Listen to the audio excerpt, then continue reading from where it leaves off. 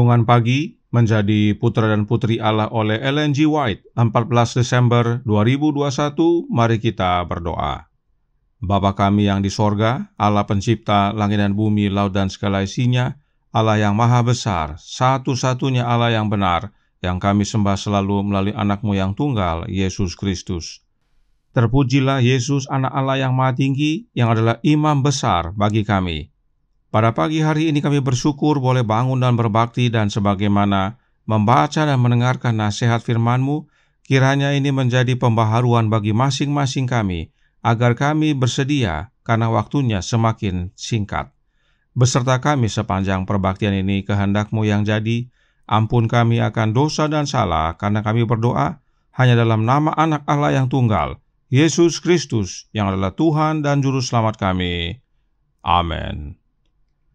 Renungan hari ini akan dibacakan oleh Ibu Oktolina Siregar. Silahkan Ibu Lina. Terima kasih. Selamat pagi Bapak Ibu, Saudara-saudari yang terkasih dalam nama Tuhan Yesus Kristus. Renungan pagi kita pada hari ini, Selasa tanggal 14 Desember, berjudul Waktu Percobaan Sudah Mau Selesai. Ayat inti terdapat di dalam Wahyu 22 ayat 11, firman Tuhan, "Barang siapa yang berbuat jahat, biarlah ia terus berbuat jahat. Barang siapa yang cemar, biarlah ia terus cemar.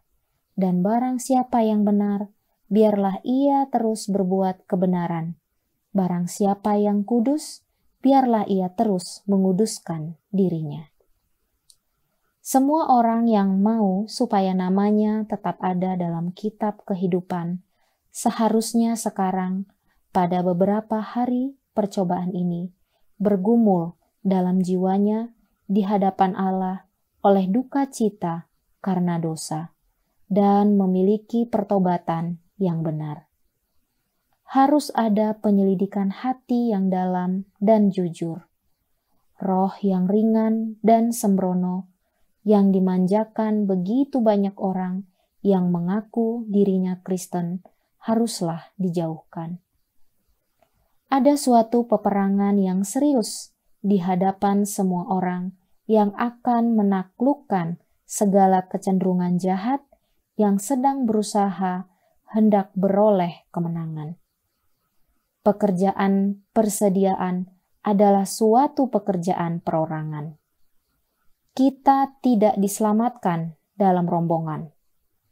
Kesucian dan penyerahan seseorang tidak akan mengimbangi kualitas kesucian dan penyerahan orang yang lain. Masing-masing orang harus diuji dan harus ditemukan tidak bercela atau memiliki kekurangan atau sejenisnya. Pemandangan yang berhubungan dengan penutupan pekerjaan penebusan ini sangatlah serius. Segala kepentingan yang terkait di dalamnya sangatlah penting. Penghakiman itu sedang terjadi di dalam bait suci surgawi, di hadapan hadirat Allah yang dahsyat. Hidup kita harus diperiksa. Apabila pekerjaan pemeriksaan penghakiman itu berakhir, nasib semua orang pasti telah diputuskan, apakah untuk hidup atau mati. Saat percobaan itu berakhir, beberapa saat sebelum kedatangan Tuhan di atas awan-awan di langit, berbahayalah keadaan mereka yang menjadi ragu-ragu dalam kewaspadaannya, dengan berbalik kepada segala daya tarik dunia ini. Sementara seorang pengusaha sedang sibuk dalam mengejar keuntungannya. Sementara orang yang menggemari kepelesiran mencari pemanjaan diri. Sementara para anak perempuan mode mengutak-atik berbagai perhiasannya. Boleh jadi pada saat itulah hakim segenap bumi akan mengucapkan keputusan. Tuanku ditimbang dengan neraca dan didapati terlalu ringan. Dengan diam-diam, tidak disadari seperti pencuri pada tengah malam, akan datang saat yang menentukan, yang menandai penetapan nasib setiap orang, penarikan terakhir dari kemurahan Tuhan diberikan kepada manusia bersalah. Karena itu, berjaga-jagalah, supaya kalau ia tiba-tiba datang, jangan kamu didapatinya sedang tidur. Demikianlah bacaan renungan pagi kita pada hari ini. Terima kasih, Tuhan Yesus memberkati.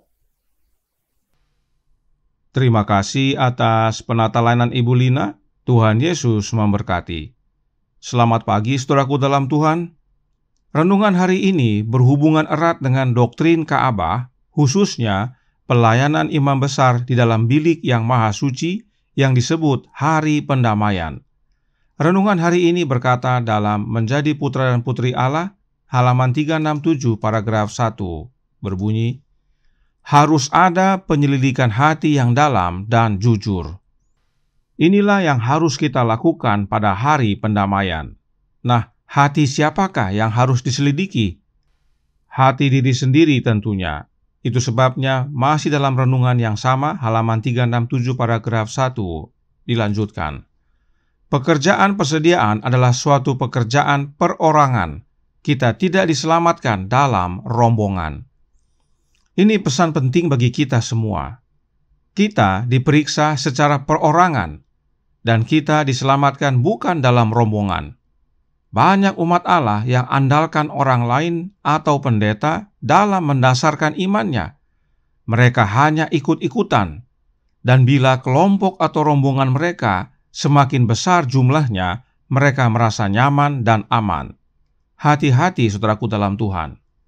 Karenanya Roh Nubuat menasihatkan dalam From the Heart halaman 313 paragraf 7 berbunyi, hari-hari pencobaan kita akan segera ditutup. Akhir sudah dekat.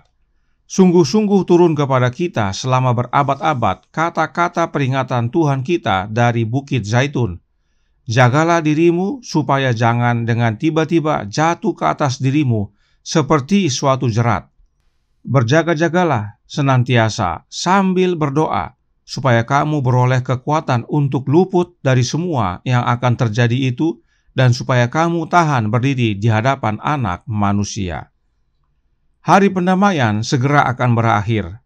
Artinya pintu kasihan segera akan ditutup, dan bila sudah ditutup, maka nasib semua orang pasti telah diputuskan, apakah untuk hidup atau mati. Tidak heran Yesus berkata, berjaga-jagalah senantiasa sambil berdoa.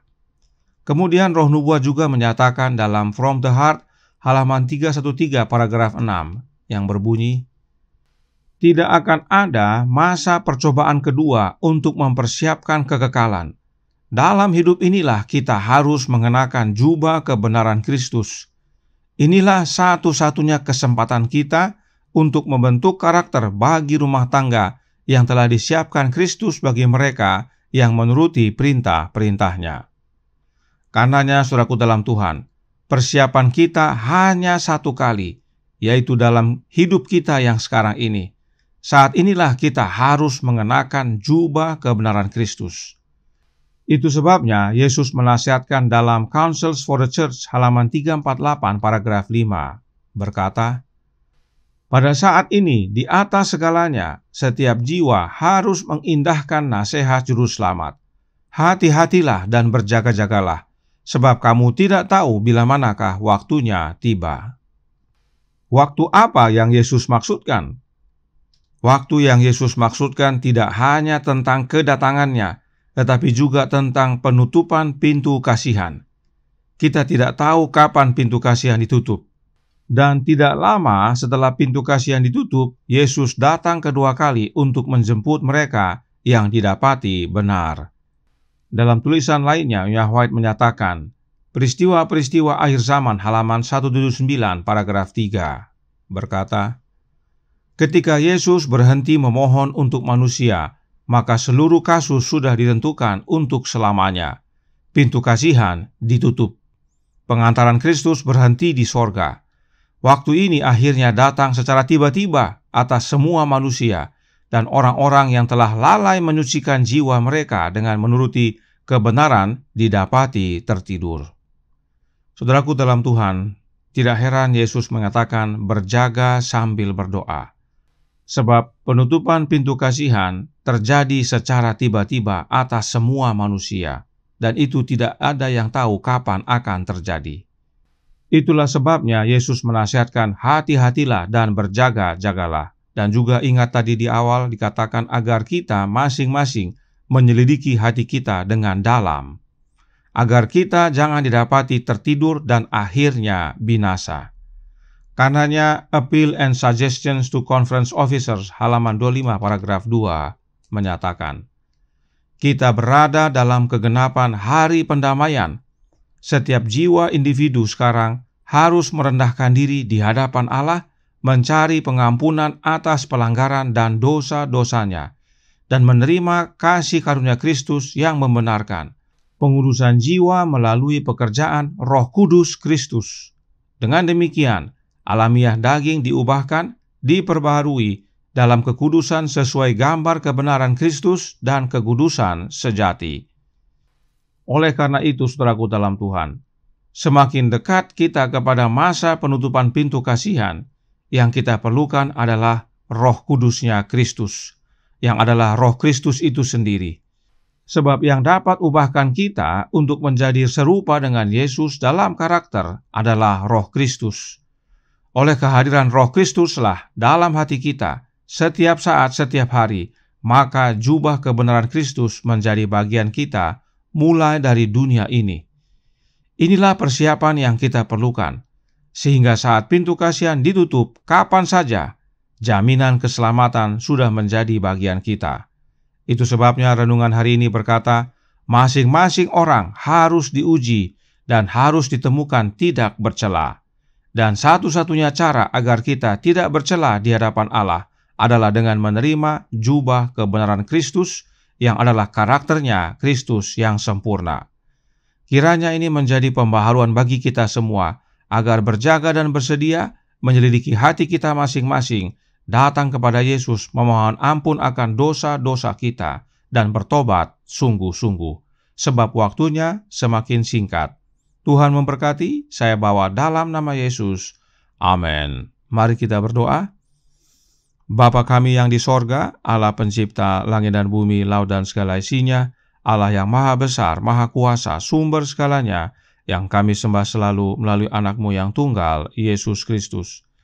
Terima kasih nasihat serta amaran pada pagi hari ini, agar kami berjaga dan bersedia, selidiki hati yang dalam, karena waktunya semakin singkat dan peran Yesus sebagai pengantara segera akan berakhir. Waktu penutupan pintu kasihan akan datang secara tiba-tiba.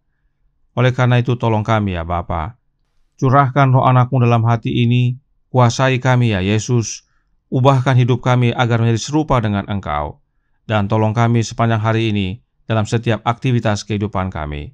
Kehendak-Mu yang jadi, ampun kami akan dosa dan salah, karena kami berdoa hanya dalam nama anak Allah yang tunggal, Yesus Kristus, yang adalah Tuhan dan Juru Selamat kami.